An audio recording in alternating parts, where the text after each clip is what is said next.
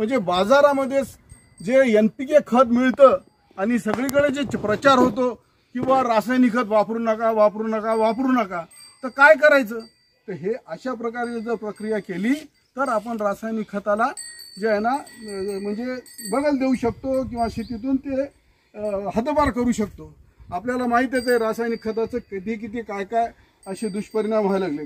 तर आता आपण डाकुलगे साहेबांना विचारूया की मागच्या वेळेस सुद्धा हे प्रोमचा वापर त्यांनी केलेला आहे, तर त्यांचे अनुभव ते सांगतील. आता रामराम शेतकरी मित्रांनो, मी मागील 3 वर्षापासून हा प्रयत्न करतोय की जेणेकरून शेतकऱ्यांच्या प्रमाण प्रोम आपण जे बाहेर विकत घेतो त्याच्यापेक्षा आपल्याला कमीत कमी खर्चामध्ये घरच्या घरी कशा पद्धतीने, आम्ही एका गुजरातच्या कंपनीसोबत संपर्क करून रॉक फॉस्फेट, कच्चं रॉक फॉस्फेट जे की नॅचरल पद्धतीचं तशाला तसं खाणीमधून आणलं जातं आणि त्याला जैविक पद्धतीनं त्याचं संगोपन करून एक उत्तमरित्या एक खूप सुंदर असं प्रोडक्ट तयार होतं.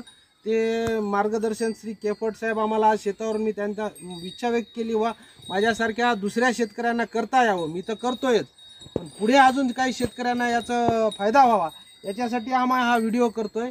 तर कृपया करून आपण हे पूर्ण व्यवस्थित व्हिडिओ पाहून घेणे आणि याला जी सामग्री लागते रॉक फॉस्फेट तुम्हाला लागत असेल तर मी तुम्हाला संपर्क नंबर देऊ शकतो.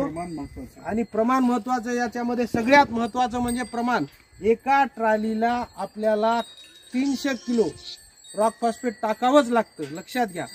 कंपोस्टची 1 बॅग टाकावंच लागती, बायो NPK 5 लिटर टाकावंच लागतं, पोटॅश विरघळणारे जीवाणू, झिंक विरघळणारे जीवाणू, हे सुद्धा ज्या प्रमाणामध्ये, प्रमाण खूप महत्वाचं आहे याच्यामध्ये, तरच तुम्ही तुमच्या शेतीला एक उत्तम पर्याय व्यावहारिकरित्या तुम्ही त्याला बाकीच्या खताला शह देऊ शकता आणि आपली काळी आई ही या विषापासून मुक्त करू शकता.